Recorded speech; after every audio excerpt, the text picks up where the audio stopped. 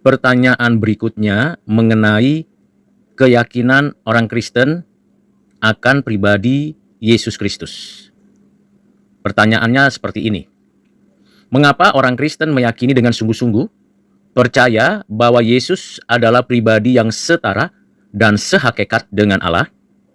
Tuliskan argumentasi Anda berdasarkan pada ajaran Alkitab, pemikiran teologi, dan kesaksian hidup Anda.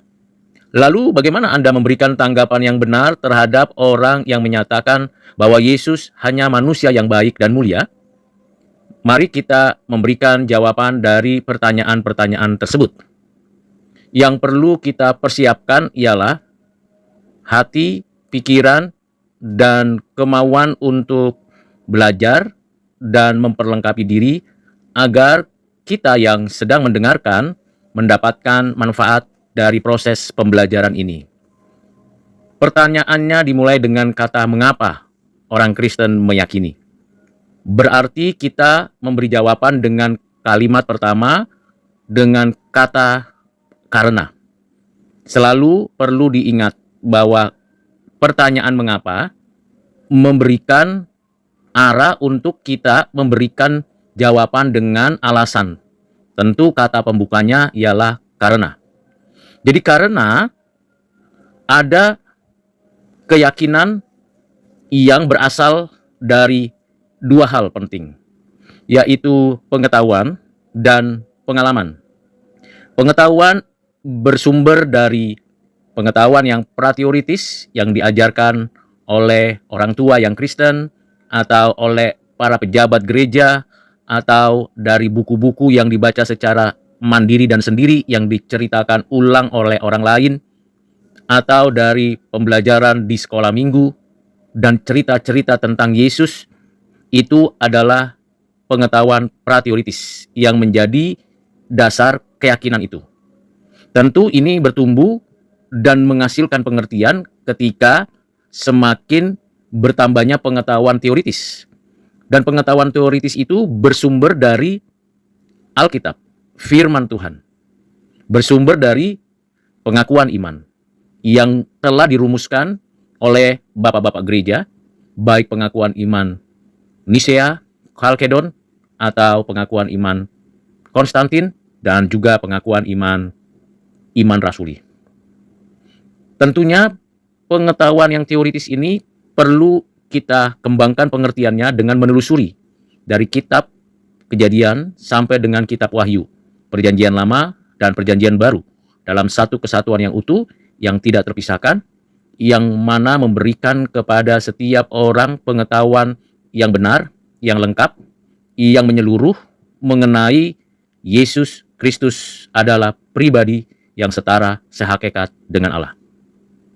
Dan sesudah kita menggali temukan pengetahuan-pengetahuan yang prateoritis dan yang teoritis, sumber-sumber yang kita baca, kita peroleh, kita berikan satu kemampuan untuk menerima dan juga memahaminya.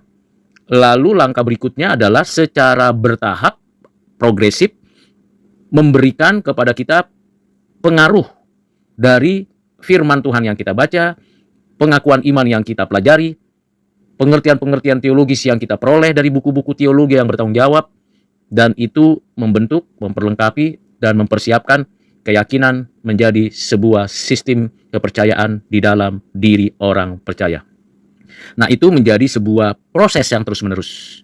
Jadi karena ada pengetahuan dan pengalaman dimulai tentunya dari kebiasaan, kemudian muncul sebuah komunitas dari mulai anak kecil, remaja, pemuda, orang tua, dalam persekutuan, dalam keluarga, di gereja, atau di sekolah, atau di perguruan tinggi, atau di tempat-tempat publik yang lain. Pengalaman-pengalaman memuji Tuhan, berdoa, menikmati kebenaran Tuhan, itu membentuk keyakinan. Jadi, alasan orang Kristen meyakini dengan sungguh-sungguh memiliki fondasi yang kuat dan teguh. Bukan sembarangan meyakini, atau asal-asalan meyakini, atau menurut kata orang. Di balik semua upaya manusia meyakini berdasarkan pada pengetahuan pra dan teoritis itu dan pengalaman, tentunya itu bisa terjadi karena Allah beranugerah, Roh Kudus bekerja, dan kekuatan kuasa Kristus yang menjadikan orang-orang yang percaya itu mengerti apa yang dipercayanya. Jadi tidak serta-merta kalau orang itu punya pengetahuan prateoritis, punya pengetahuan teoritis, punya pengalaman-pengalaman spiritual, pengalaman-pengalaman komunitas, itu otomatis dia meyakini dengan sungguh-sungguh. Tidak demikian. Karena ada yang harus menjadi kekuatan dan yang menjadi alasan yang penting untuk menjadikan pengetahuan, pengalaman itu menyatu, melekat di dalam hati, pikiran, dan perbuatan. Itulah pekerjaan Roh Kudus. Dengan kata lain, mengapa orang Kristen meyakini dengan sungguh-sungguh? Karena pekerjaan Roh Kudus. Bukan karena usahanya saja atau sinergitas belajarnya dari berbagai pengetahuan dan sinergitas hidup berpengalaman bersama dengan saudara-saudara seiman, tetapi berasaskan pada pekerjaan Roh Kudus, di mana Roh Kudus menerapkan seluruh anugerah yang khusus, iman yang menyelamatkan, kekuatan yang datangnya dari Kristus di dalam hati orang percaya. Lalu kalau kita sudah memiliki pengertian dasar seperti itu, bahwa ada pekerjaan Roh Kudus, ada karunia dari Allah Bapa, dan kekuatan dari Kristus yang menjadikan seseorang yakin, bagaimana kita mempertanggungjawabkan bahwa Yesus Kristus adalah pribadi yang setara dan sehakikat dengan Allah? Tentunya lagi-lagi kita menelusurinya dari sumber keyakinan orang percaya, keyakinan orang Kristen, yaitu Alkitab, dari kitab Kejadian sampai kitab Wahyu. Yang di dalam Alkitab, firman Tuhan itu memberikan kepada setiap orang yang membaca, karena digerakkan oleh Roh Kudus, diberi pencerahan oleh Roh Kudus, akan dituntun mengenal bahwa Yesus Kristus adalah pribadi yang setara sehakikat dengan Allah. Sebelum inkarnasi, ia menyatakan dirinya bersama Bapa dan Roh Kudus, dan ia menyatakan dirinya kepada Adam, kepada Abraham, kepada Yakub, kepada Musa, kepada Yosua, kepada para nabi. Ia menyatakannya di dalam konstruksi pengertian bahwa ia hadir dalam sejarah manusia sebelum ia inkarnasi. Ada 3 pendekatan untuk memahaminya itu, yaitu tipologi, epifani, dan teofani.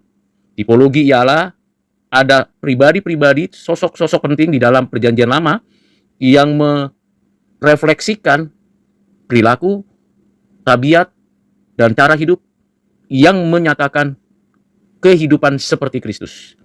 Seperti Adam yang menyatakan bahwa ada asal mula manusia. Demikian Yesus juga menunjukkan bahwa dia adalah yang awal dan yang akhir, Alfa dan Omega.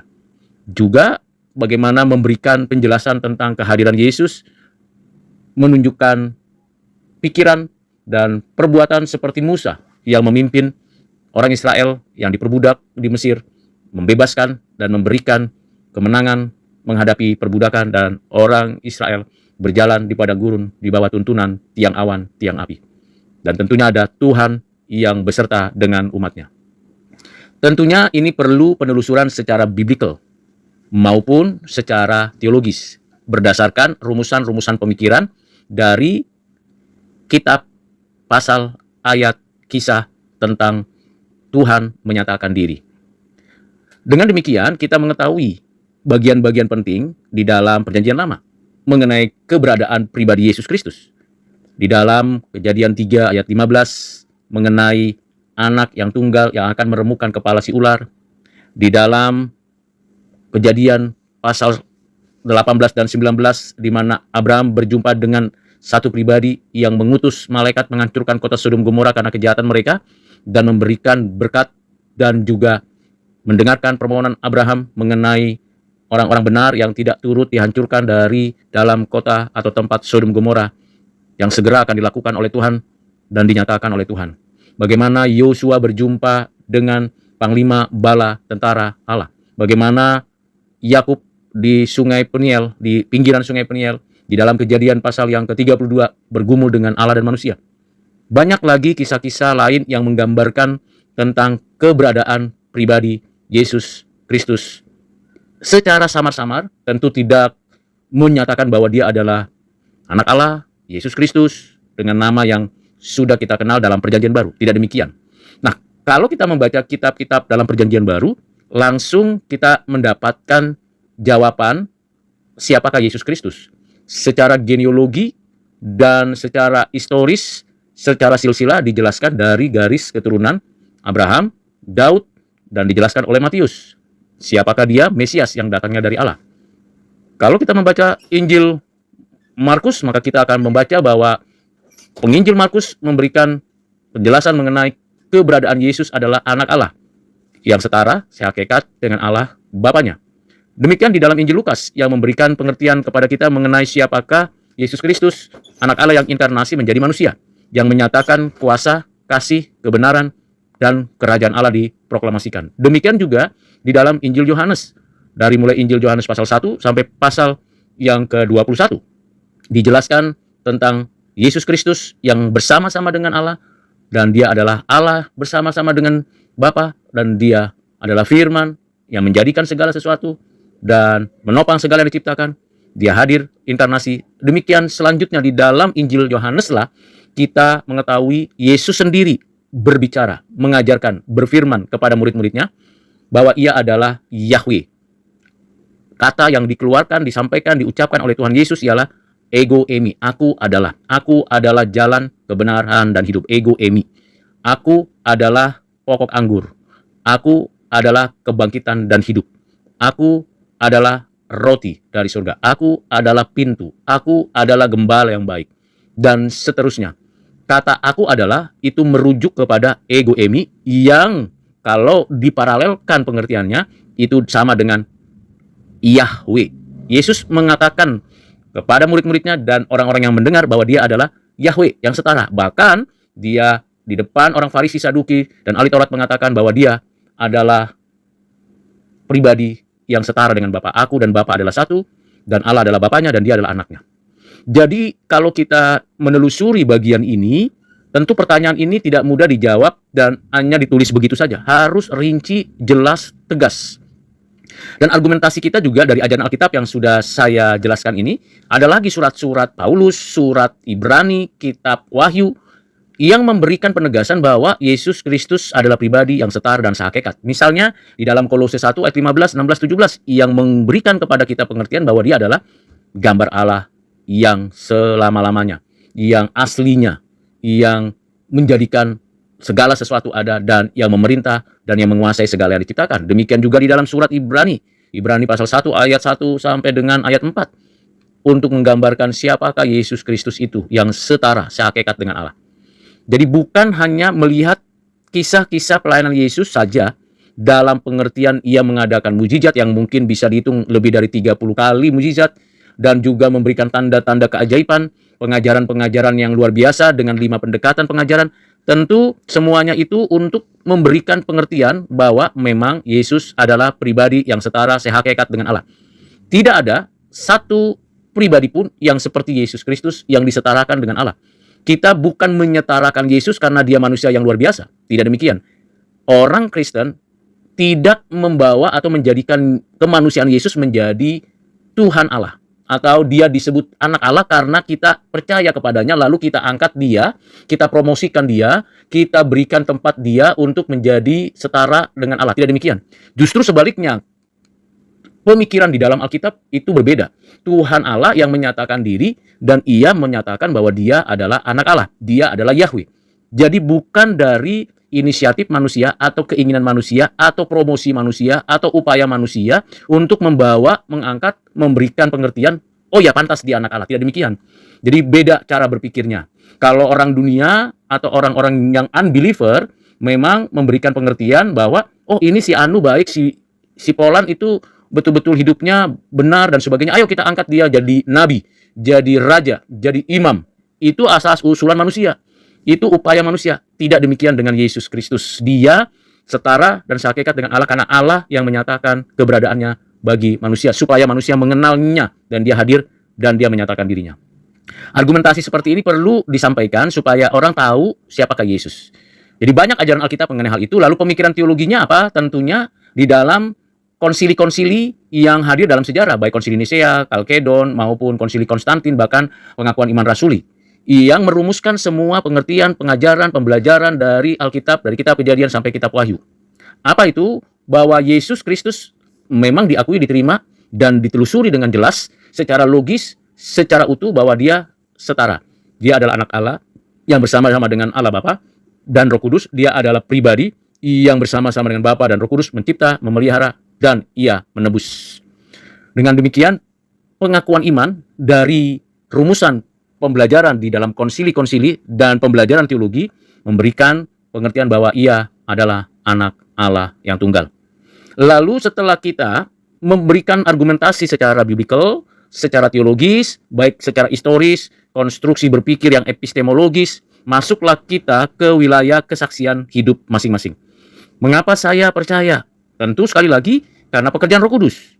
Tentunya karena pengetahuan yang sudah diberikan kepada saya dan komunitas-komunitas yang memberikan saya pengertian, baik di rumah, di gereja, di sekolah, di kampus, di mana-mana tempat, dan buku-buku pengalaman bersama itu menjadikan saya meyakini bahwa memang benar Yesus Kristus adalah pribadi yang disembah, diagungkan, dimuliakan, setara, sehakikat seperti kita menyembah Bapa dan Roh Kudus. Nah, tentu pengalaman-pengalaman yang sifatnya spiritual, yang kedalamannya itu masing-masing punya pengalaman, misalnya berdoa, waktu mengalami pergumulan, atau waktu menikmati berkat. Ada kesaksian pribadi di dalam. Tapi lebih penting dari itu ialah kesaksian hidup kita yang sudah diperbaharui oleh Roh Kudus, yang menampilkan hidup di dalam dan melalui Kristus. Nah, itu jawaban-jawaban yang perlu kita tuliskan, kita sampaikan, kita beritakan. Selanjutnya, kita memberi tanggapan kalau ada orang yang mengatakan Yesus kan hanya manusia saja. Benar, dia manusia, tapi tidak manusia saja. Kemanusiaan Yesus bukan berasal dari kemanusiaan Adam, tetapi kemanusiaan Yesus berasal dari Roh Kudus yang menyatakan pribadi kedua, yaitu Yesus, anak Allah firman, menjadi daging, menjadi manusia melalui karya Roh Kudus. Jadi kemanusiaan Yesus ini tentunya tidak hadir dari kekekalan, tapi ada pada waktu inkarnasi. Rencana inkarnasi dari kekekalan. Di sanalah Tuhan telah menetapkan faktum salutisnya, yaitu ketetapan penebusan, penetapan keselamatan, sudah di sana. Lalu, di dalam waktu dan ketentuan yang sudah ditetapkan Tuhan, seperti tertulis dalam Galatia 4, ayat 4 sampai 5, seperti yang tertulis dalam Yohanes 3, ayat 16, dan ayat-ayat lain di dalam Perjanjian Lama maupun Perjanjian Baru, inkarnasi menjadi momen awal kemanusiaan Yesus. Dan Yesus memang, sebagaimana manusia ada dalam rahim, dibesarkan, lahir, tetapi tidak dari benih yang sudah dicemari atau bernatur dosa, bukan berasal dari keturunan Adam, tapi ada di dalam perut orang yang disebut keturunan Adam, Maria. Dan Maria keturunan Adam, tapi Yesus bukan keturunan Adam. Maria keturunan Adam yang secara khusus dikuasai, dipenuhi, diberkati oleh Tuhan Allah, oleh Roh Kudus, dan ia menerima benih kemanusiaan Yesus, bertumbuh, berkembang, dan Yesus hidup sebagaimana layaknya manusia, dan ia menjadi manusia yang sempurna karena tidak ada natur dosanya, sehingga tidak ada berbuat dosa. Kita mengapa bisa berbuat dosa? Karena kita ada di dalam natur berdosa, di dalam Adam, keturunan Adam. Tetapi kita tidak bisa disebut orang yang tidak bernatur, sebab tidak bernatur dosa, sebab kita bisa berbuat dosa. Kita bahkan cenderung berbuat dosa karena kita di dalam Adam. Tetapi Kristus tidak di dalam Adam. Kristus bukan dari keturunan Adam, walaupun ada di dalam rahim Maria yang adalah keturunan Adam. Dan ini menjadi hal yang penting untuk kita pahami. Dengan mengerti itu, maka kita tahu memang Yesus manusia, bertubuh, berdarah, dan memang akhirnya karena dia manusia, dimungkinkan dia mengalami kematian. Dan kematiannya bukan karena ia berdosa, tapi karena ia menanggung dosa umatnya, menanggung kesalahan umatnya. Karena umatnya yang harusnya dihukum karena kejahatannya, tetapi Yesus menanggung itu, menerima itu, agar umatnya itu beroleh pengampunan, keselamatan, hidup yang kekal. Kemanusiaan Yesus sejak inkarnasi akan bersifat kekal dan selama-lamanya, termasuk pada waktu ia bangkit, ia naik dan duduk di sebelah kanan Allah Bapa, itu bersifat kekal dan nanti akan datang kembali. Jadi Yesus Kristus dalam keadaannya sebagai manusia, tentu orang Kristen tidak menyembah kemanusiaan Yesus, tetapi orang Kristen menyembah pribadi Yesus Kristus yang memang tidak terpisah natur ilahinya dan natur manusianya, tetapi tidak bisa dibedakan, sulit dibedakan dengan pemikiran bahwa oh ini sedang menyembah patung atau sedang menyembah roh dari Yesus. Tidak demikian.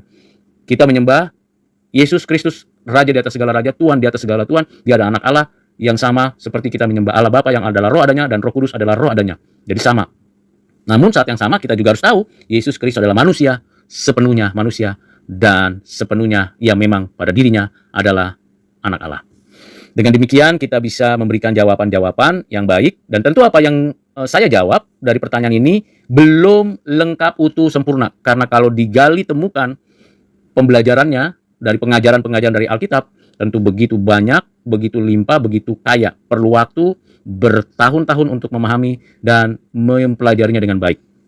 Kiranya Tuhan menolong setiap orang yang mendengarkan pengajaran ini dan pembelajaran ini, agar kiranya tidak ragu-ragu lagi untuk meyakini dan mempercayai Yesus Kristus adalah Tuhan, Juru Selamat, dan Penebus satu-satunya. Dan memberikan kelegaan bahwa memang benar apa yang dinyatakan di dalam Alkitab. Dan seluruhnya karena pekerjaan Roh Kudus. Tuhan Yesus memberkati dan menyertai kita sekalian. Amin.